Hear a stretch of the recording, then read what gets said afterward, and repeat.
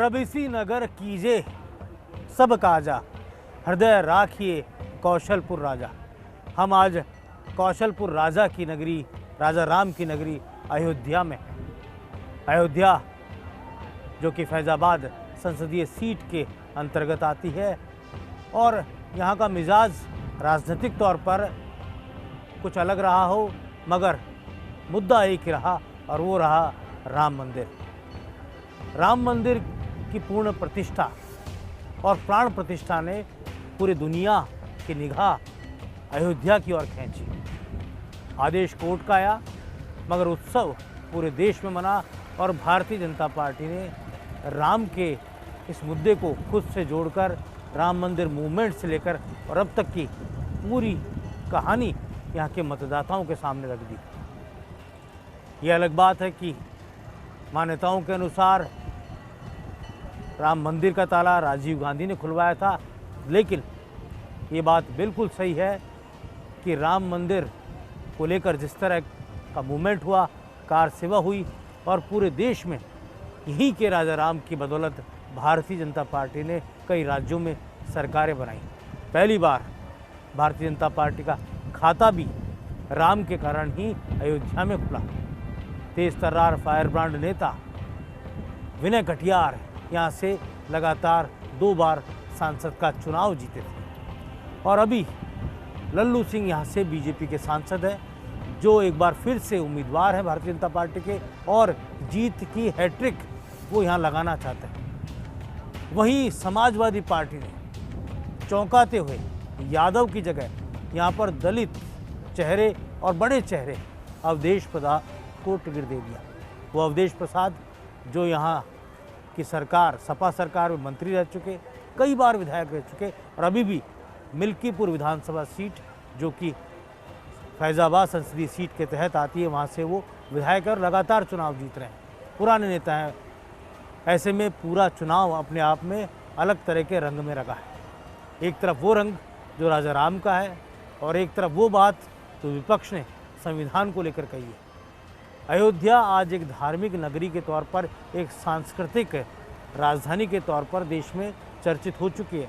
न केवल देश बल्कि दुनिया में चर्चित हो चुकी है। मगर सवाल यही खड़ा होता है कि जिस तरह नरेंद्र मोदी ने यहाँ आकर प्राण प्रतिष्ठा की थी, भगवान राम के नवनिर्मित मंदिर को उन्होंने अपने हाथों से वहाँ पूजा की और उसके बाद शंखनाद कर दिया था पूरे देश में लोकसभा चुनाव का, और एक भव्य कार्यक्रम यहाँ आयोजित हुआ जो यहाँ के लोगों के जहन में उसकी यादें अभी तक जिंदा हैं और सज चुका है पूरा अयोध्या। मगर अभी भी यहाँ कहा जा सकता है कि जातीय रंग अपनी जगह रखता है, क्योंकि बड़ी तादाद में ओबीसी के मतदाता है, जिनमें सर्वाधिक यादव हैं, जिन्हें समाजवादी पार्टी का वोटर कहा जाता है। वहीं दलित बड़ी संख्या में है और अवधेश प्रसाद जो कि सपा के उम्मीदवार हैं वो दलित चेहरे के तौर पर है। वहीं बीएसपी ने यहाँ सच्चिदानंद को उतार कर ब्राह्मण कार्ड खेला है, तो स्वर्ण वोट अगर वो कटते हैं तो वो बीजेपी का नुकसान होता है। मगर यहाँ पर इन सब से परे मुद्दा है भगवान राम का, क्योंकि राम की नगरी है, आध्यात्मिक नगरी है। बीता चुनाव राम के मुद्दे पर, नरेंद्र मोदी के मुद्दे पर लल्लू सिंह ने बड़े अंतर से यहाँ का चुनाव जीता था, तकरीबन 60,000 से अधिक वोटों से। अब लल्लू सिंह फिर से हैट्रिक चाहते हैं और राम के भरोसे अपनी चुनावी वैतरनी पार लगाना चाहते हैं। सियासत के गढ़ के सफ़र में हम सुनाते हैं आज अयोध्या की कहानी, फैजाबाद संसदीय सीट की राजनीतिक कहानी। मेरे सहयोगी, मेरे कैमरा जर्नलिस्ट विनोदपुरी गोस्वामी के साथ चलते हैं अयोध्या के सियासी सफ़र पर।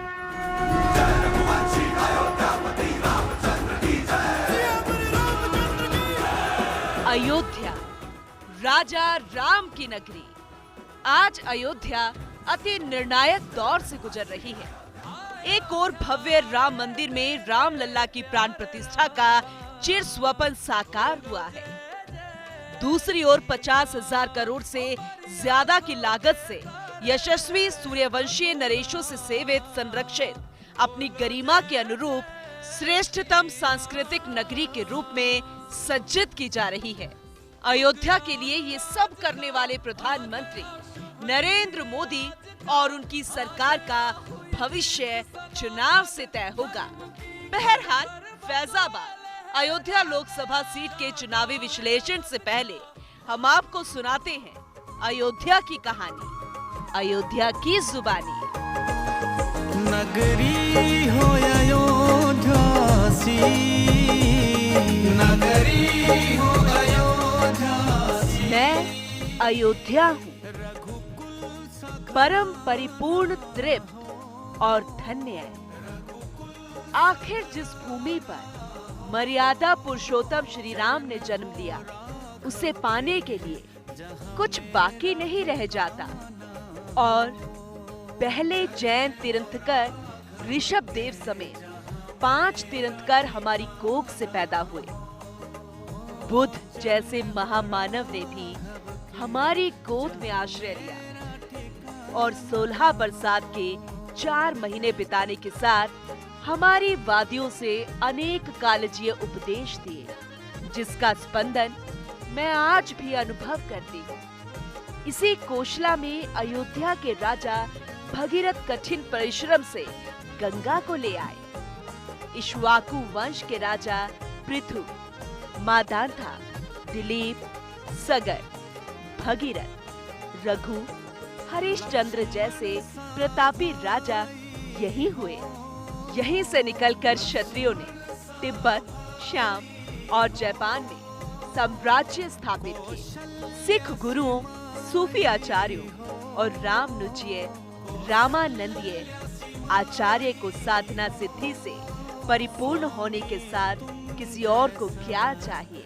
मैं अयोध्या धरती पर आने से पहले भगवान विष्णु के लोक वैकुंठ के केंद्रीय भाग में स्थापित थी और उन्हीं की इच्छा से यहाँ लाई गई। कालांतर में दिव्य देवी सलीला सरयू से भी आत्मसात हुई। ऐसी अति विलक्षण विरासत के चलते मैं पृथ्वी पर होकर भी अपार्थ और जगत में रहते हुए भी जगदीश में लीन रही। मुझे पूरा विश्वास है कि जिस तरह भव्य राम मंदिर की प्राण प्रतिष्ठा के बाद मुझे श्रेष्ठतम सांस्कृतिक नगरी का स्वरूप दिया जा रहा है, उसी तरह मेरा देश विश्व गुरु बनेगा। मेरा कभी विभाजन में विश्वास नहीं रहा। मैं श्री राम के आदर्शों के अनुरूप मानवीय एकता और अखंडता में विश्वास करती रही हूँ। मैं अयोध्या, जहाँ हनुमान आज भी हनुमान गढ़ी पर बैठे रामकाज संभालते हैं और रामकोट से विभीषण के बेटे मत गजेंद्र कोतवाल की भूमिका निभाते हैं। सदियों का अभूतपूर्व धैर्य, अनगिनत बलिदान, त्याग और तपस्या के बाद हमारे प्रभु राम आ गए। 22 जनवरी 2024 ये कैलेंडर पर लिखी एक तारीख नहीं, ये एक नए काल चक्र का उद्गम है। अयोध्या में केवल श्री राम के विग्रह रूप की प्राण प्रतिष्ठा नहीं हुई है, ये श्री राम के रूप में साक्षात भारतीय संस्कृति के प्रति अटूट विश्वास की भी प्राण प्रतिष्ठा है। ये साक्षात मानवीय मूल्यों और सर्वोच्च आदर्शों की भी प्राण प्रतिष्ठा है। राम के इस काम में कितने ही लोगों ने त्याग और तपस्या की पराकाष्ठा करके दिखाई। उन अनगिनत राम भक्तों के, उन अनगिनत कार सेवकों के और उन अनगिनत संत महात्माओं के हम सब ऋणी हैं। ये भव्य राम मंदिर साक्षी बनेगा भारत के उत्कर्ष का, भारत के उदय का। ये भव्य राम मंदिर साक्षी बनेगा भव्य भारत के अभ्युदय का, विकसित भारत का। ये मंदिर सिखाता है कि अगर लक्ष्य सत्य प्रमाणित हो अगर लक्ष्य सामूहिकता और संगठित शक्ति से जन्मा हो तब उस लक्ष्य को प्राप्त करना असंभव नहीं है। ये भारत का समय है और भारत अब आगे बढ़ने वाला है। अयोध्या उस पुरी का नाम है जिसमें कोई द्वंद्व नहीं, जिसमें कोई कलह नहीं, जिसमें कोई दुविधा नहीं। अयोध्या में रामलला के साथ भारत का स्व लौट के आया है और संपूर्ण विश्व को त्रासदी से राहत देने वाला एक नया भारत खड़ा होके रहेगा। 500 वर्षों तक अनेक पीढ़ियों ने लगकर परिश्रम करके प्राणों का बलिदान देके खून पसीना बहाकर आज ये आनंद का दिन सारे राष्ट्र को उपलब्ध करा दिया। उन सब के प्रति हमारे मन में कृतज्ञता है। जिस धर्म स्थापना विश्व में करने के लिए राम का अवतार हुआ था, उस धर्म स्थापना को अनुकूल स्थिति अपने आचरण में अपने देश में उत्पन्न करना यह अपना कर्तव्य बनता है। रामलला आए हैं हमारे मन को आह्लादित करने के लिए, उत्साही करने के लिए, प्रेरणा देने के लिए, साथ साथ इस कर्तव्य की याद दिलाकर उसमें कृति प्रवण करने के लिए आए हैं। राजा राम की नगरी अयोध्या पूरी तरह अब बदल रही है। नए विकास ने यहाँ रफ्तार पकड़ी है और न केवल राम मंदिर प्राण प्रतिष्ठा के बाद पूरे देश भर में आस्था के केंद्र की ख्याति चहुं ओर फैली, बल्कि दुनिया भर से लोग राम मंदिर के दर्शनों के लिए आते हैं, अयोध्या में शीश नवाते हैं। हमारे साथ वैदेही वल्लभ जी हैं, परम संत हैं, हम उनसे बात करेंगे। राम मंदिर के साथ ही पूरे अयोध्या का एक सर्वांगीण विकास देखने को मिल रहा है। जो महत्व है अयोध्या का वो तो सदा अमर है, लेकिन उसके बावजूद ये और ख्याति चहुं कीर्ति बढ़ती जा रही है। अब अयोध्या बदल गया है पूरा। जैसे भगवान श्री राम त्रेता में जब अयोध्या में रहते थे, कहा जाता था राम राज बैठे त्रिलोका, हर्षित भये गए सब शोका। सभी लोगों के शोक दूर हो गए थे जब भगवान श्री राम राजा बने थे। अब लग रहा कि हमारे प्रभु श्री राम जो रामलला है वो टाट से ठाट में पहुंच गए। अयोध्या वासियों का भी ठाट देखने को मिल रहा। हिंदुत्व की सांस्कृतिक कैपिटल के तौर पर भी अब अयोध्या को जाना जा रहा है। हिंदू धर्म की राजधानी सनातन से अयोध्या है, क्योंकि अयोध्या सप्त नगरियों में प्रथम है। अयोध्या मस्तक है। कहा जाता है कि जो है अयोध्या वासीणाम सर्वे जगन्नाथ मूर्तया, अयोध्या का प्रत्येक वासी जगन्नाथ की मूर्ति तुल्य, ऐसा पहले से शास्त्रों में लेखन किया गया है। दूसरा कहा जाता है कि जो है जन्मांतरे भवित पुण्यम, जन्म जन्मांतरों के पुण्य जब अर्जित होते हैं तब लोग अयोध्या आते। हमारे सनातन परंपरा की वास्तव में अलौकिक अद्भुत अकरणीय जो राजधानी है वो श्रीधाम अयोध्या है। क्या लगता है राजनीतिक तौर पर ये तमाम जो कार्य हुए अयोध्या के अंदर राम मंदिर प्राण प्रतिष्ठा के बाद, इसकी वैतरणी पार लगाएगा भारतीय जनता पार्टी की? भारतीय जनता पार्टी की सरकार बन ही रही, एक तरफा सरकार बनेगी। पहले सरकार थी, अब और बड़े बहुमत से भगवान श्री राम को जो मोदी लाए हैं, जो योगी लाए हैं, एक पहले भजन चला था जो राम को लाए हैं हम उनको लाएंगे, और जो है भारत में फिर से हम भगवा लहराएंगे। तो पहले जो है यूपी में भगवा लहराया गया, अब संपूर्ण भारत देश में भगवा लहराया जाएगा।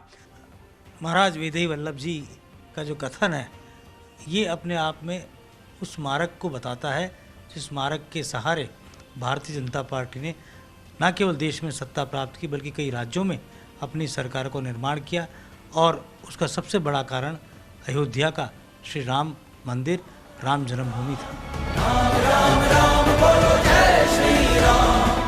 राम के सहारे बीजेपी फर्श से अर्श पर पहुंच गई हो, लेकिन अयोध्या पर राज करने का मौका लेफ्ट से लेकर राइट तक सभी राजनीतिक दलों को मिला है। अयोध्या से 5 बार विधायक रह चुके मौजूदा भाजपा सांसद लल्लू सिंह का मुकाबला समाजवादी पार्टी के अवधेश प्रसाद से है। जो 9 बार विधायक रह चुके हैं और अखिलेश कैबिनेट में मंत्री रह चुके हैं। लल्लू सिंह अयोध्या में राम मंदिर निर्माण और उसके परिणाम स्वरूप जिले में हुए विकास के बाद भाजपा के लिए आम सद्भावना की पीठ पर सवार होकर तीसरी बार चुनाव जीतना चाहते हैं। 2014 में लल्लू सिंह ने 2.8 लाख वोटों के प्रभावशाली जीत के अंतर से जीत हासिल की थी, जो 2019 में घटकर सिर्फ 65,000 रह गई। इस बार वे सपा के मजबूत उम्मीदवार से लड़ रहे हैं। अवधेश प्रसाद को कांग्रेस का समर्थन प्राप्त है।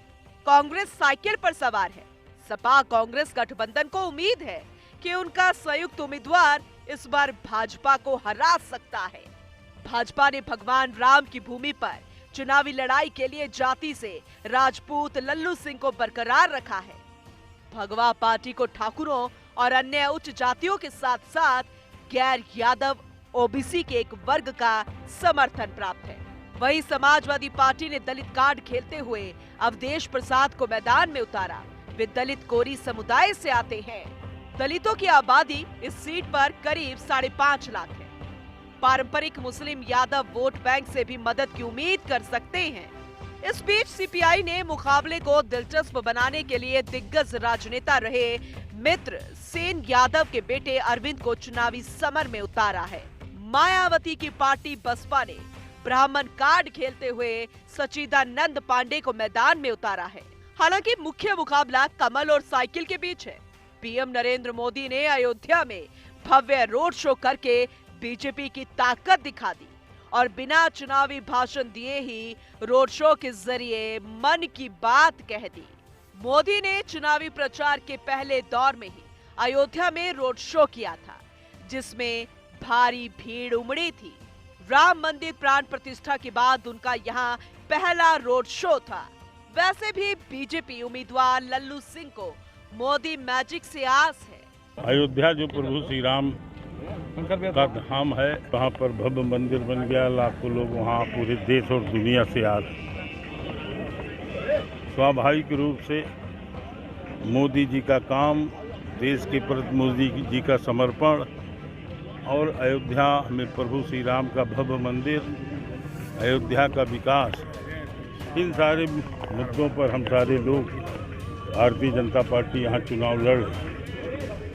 भारतीय जनता पार्टी का एक एक कार्यकर्ता रातों दिन मेहनत करके अपने बूथ को, जैसा मोदी जी ने कहा है, पिछले वर्ष से ज़्यादा मतों से जिताने का प्रयास किया। समाजवादी पार्टी के प्रमुख अखिलेश यादव ने भी अपने प्रत्याशी अवधेश प्रसाद के पक्ष में बड़ी जनसभा कर यहां परिणाम बदलने का दावा किया। अयोध्या जो सौहार्द के लिए पूरे देश और दुनिया में जानी जाती है, उस धरती का मैं नमन करता हूं। ये चुनाव जहां हमारे आपके भविष्य का चुनाव है, साथ ही साथ हमारी आने वाली पीढ़ी के भविष्य का भी चुनाव है। इंडिया गठबंधन ने तय कर लिया है कि 4 जून के बाद जब सरकार बनेगी तो किसानों का पूरा कर्ज माफ होगा। न केवल कर्ज माफ किया जाएगा, बल्कि अपने किसानों को उनकी फसल के लिए कानूनी अधिकार दिला करके लाभकारी मूल्य भी फसलों का दिया जाएगा। और याद रखना, रोटी, कपड़ा और मकान, लेकिन उससे पहले अपना संविधान। देश की आजादी के 77 साल बाद ये पहला कैंडिडेट है जो सामान्य सीट पर और अयोध्या जैसी जनपद पर, फैजाबाद लोकसभा की सीट पर हमें आपने विजय बनाया है कि जो भरोसा करके आपने मुझे टिकट दिया है, उस भरोसे पर ये लाखों लाख ये जनता, माताएं, बहनें, भाई, ये आपको कहने आए हैं, आपके फैसले पर खड़े उतरने का करेंगे। फैजाबाद संसदीय सीट, या यूं कहें अयोध्या के चुनावी इतिहास की कहानी जारी है। फिलहाल सियासत के गढ़ में लेते हैं एक छोटा सा ब्रेक के बाद फिर आपके सामने हाजिर होंगे।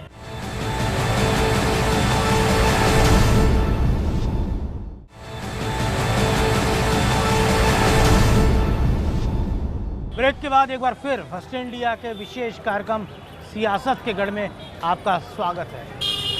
आप मेरे पीछे हनुमानगढ़ी देख रहे हैं। हनुमानगढ़ी मतलब जहां अयोध्या के हनुमान विराजे हुए हैं। मान्यताओं के अनुसार अयोध्या के राजा राम ने लव और कुश को अलग अलग राज्यों का प्रभार दिया, उन्हें अलग अलग राज्यों की जिम्मेदारी दी, लेकिन हनुमान को अयोध्या का ही राजकाज संभालने का काम सौंपा गया, क्योंकि मान्यता यही रही कि सीता जी हनुमान जी को अपना ज्येष्ठ पुत्र कहती थी। और ये हनुमानगढ़ी तब से ही लोगों की मान्यताओं का, आस्था का केंद्र है। अगर आपको रामलला के दर्शन करने हैं तो तभी आपकी कामना पूरी हो सकती है जब आप हनुमानगढ़ी के ही दर्शन करें।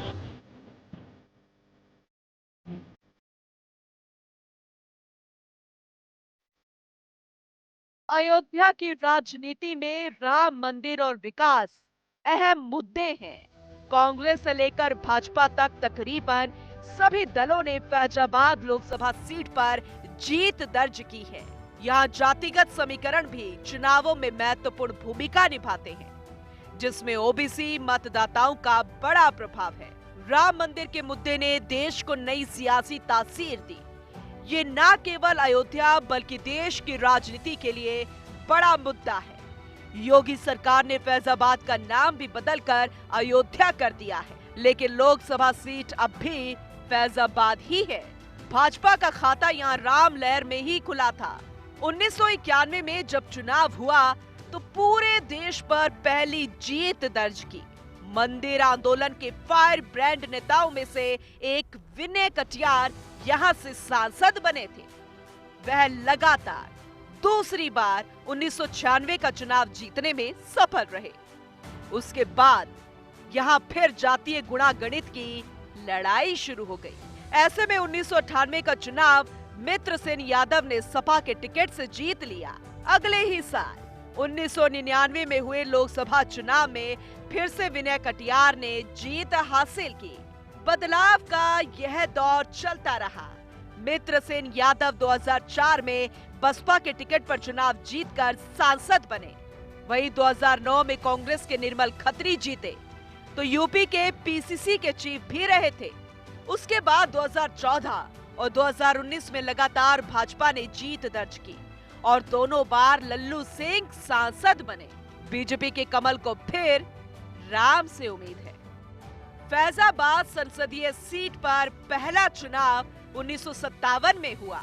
पहले चुनाव से लगातार 4 बार इस सीट पर कांग्रेस का कब्जा रहा। पहले चुनाव में स्वतंत्रता सेनानी कांग्रेस के राजा राम मिश्र ने जीत दर्ज की। दूसरे चुनाव में ब्रिजवासी लाल को टिकट दिया गया और जीत दर्ज की। 1967 और 1971 में स्वतंत्रता सेनानी रामकृष्ण सिन्हा कांग्रेस के टिकट से लगातार 2 बार जीते। इमरजेंसी के बाद पहली बार यहां हवा का रुख बदला और जनता पार्टी के अनंत राम जायसवाल सांसद चुने गए। 1980 में कांग्रेस ने वापसी की और जय राम वर्मा सांसद चुने गए। इंदिरा गांधी की हत्या के बाद हुए 1984 के चुनाव में कांग्रेस के निर्मल खत्री ने चुनाव जीता। 1984 के बाद कांग्रेस के खिलाफ सभी पार्टियां एकजुट हुई। पूर्व प्रधानमंत्री वीपी सिंह के नेतृत्व में राष्ट्रीय मोर्चा बना और फिर फैजाबाद सीट पर भारतीय कम्युनिस्ट पार्टी ने जीत दर्ज की। यूं तो यहाँ कम्युनिस्ट पार्टी भी खाता खोल चुकी है, लेकिन सबसे ज्यादा बार कांग्रेस ही जीती है। इस बार कांग्रेस सवार है साइकिल पर। जातीय गणित पर नजर डाले तो फैजाबाद अयोध्या लोकसभा सीट पर करीब 1.5 लाख मुस्लिम वोटर है। हिंदू वोटर्स में सबसे ज्यादा 7,20,000 ओबीसी वोटर्स हैं। ओबीसी वोटर्स में भी सबसे ज्यादा यादव वोटर्स हैं। उसके बाद फिर कुर्मी, पाल सहित कई जातियां हैं। एससी वोटर्स की संख्या 4,70,000 और सामान्य वोटर्स की संख्या 5,65,000 है। ऐसे में ओबीसी वोटर्स की संख्या ज्यादा होने के कारण वे निर्णायक भूमिका में हैं। फैजाबाद सीट में 5 विधानसभाएं हैं। इनमें से अयोध्या, रुदौली, मिल्कीपुर और बीकापुर फैजाबाद जिले में आती है। वहीं दरियाबाद बाराबंकी जिले में है। 5 सीटों में से 4 में बीजेपी के विधायक हैं। केवल मिल्कीपुर से सपा के विधायक अवधेश प्रसाद हैं। फैजाबाद अयोध्या संसदीय सीट केवल राम की जन्मभूमि के लिए विख्यात नहीं है, बल्कि इस भूमि ने देश के प्रमुख राजनीतिक और सामाजिक विचारकों को जन्म दिया। राम मनोहर लोहिया, कुंवर नारायण, राम प्रकाश द्विवेदी की यह जन्मभूमि है। फैजाबाद संसदीय सीट पर जो मतदान हुआ है उसके नतीजे तो 4 जून को आएंगे, लेकिन यहाँ के रोम रोम में राम बसा हुआ है। अयोध्या में भव्य राम मंदिर का मसला ही यहाँ पर सबसे बड़ा चुनावी मुद्दा रहा है। आज अयोध्या पूरी दुनिया में हिंदुत्व की सांस्कृतिक राजधानी के तौर पर सिरमौर हो चुकी है। कहा जा सकता है कि यहाँ का चुनाव राम नाम का चुनाव है। राम नाम के जरिए भारतीय जनता पार्टी अपनी चुनावी वैतरणी पार लगाना चाहती है। मुकाबला त्रिकोणीय है। बीजेपी, सपा और बीएसपी के बीच में मुकाबला है। जातीय समीकरण भी अपनी जगह है और पुराना इतिहास और अतीत भी अपनी जगह है, मगर राम की नगरी में, राम की जन्मभूमि में राम मंदिर ही हिलोरे लेता हुआ जन जन के बीच नजर आया है। और यही सब कुछ यहाँ के जनादेश के इर्द गिर्द भी नजर आएगा। कहा जा सकता है कि राम ही यहाँ पर तमाम मुद्दों से ऊपर है और बीजेपी यहाँ पर इसी नाम के सहारे न केवल अयोध्या बल्कि इसी नाम के सहारे देश में फिर से सरकार बनाने की चाहत भी रखती है, क्योंकि इस बार मोदी फैक्टर और उससे भी बढ़कर राम मंदिर का पुनर्निर्माण का मुद्दा, भव्य स्थापना का मुद्दा अपने आप में बहुत ही खास रहा है। और इसी ने भारतीय जनता पार्टी को एक ऐसा चुनावी मुद्दा दिया जो प्रत्येक चरण में बीजेपी के हर नेता की और हर उम्मीदवार की जुबान पे एक ही शब्द आया, राम नाम। कांग्रेस ने मुकाबले में यहाँ तक अपनी बात कही कि राम मंदिर का ताला सबसे पहले राजीव गांधी ने खुलवाया था, लेकिन इन सबसे परे इतिहास पर जाने की बजाय वर्तमान को लेकर यहाँ के लोग कुछ अधिक सोचते हैं, क्योंकि अयोध्या का कायाकल्प हो चुका है और इस कायाकल्प के जो शिल्पकार हैं वो अपने आप में कहा जा सकता है कि वोटों की वैतरणी को भारतीय जनता पार्टी के समक्ष मोड़ने की क्षमता रखते हैं। मगर जनादेश तो जनादेश है। आखिर 4 जून के नतीजे क्या होंगे, यही फैजाबाद और यही अयोध्या का राजनीतिक भविष्य भी तय करेगा। सियासत के गढ़ के सफ़र में आज हम अयोध्या से विदा तो लेते हैं। इच्छा बिल्कुल नहीं है कि राम की इस नगरी से कहीं जाएं, मगर जाना भी है और नए सफ़र की ओर जाना है, नए सियासी क्षेत्र की ओर जाना है। फर्स्ट इंडिया की ये विशेष प्रस्तुति में धन्यवाद।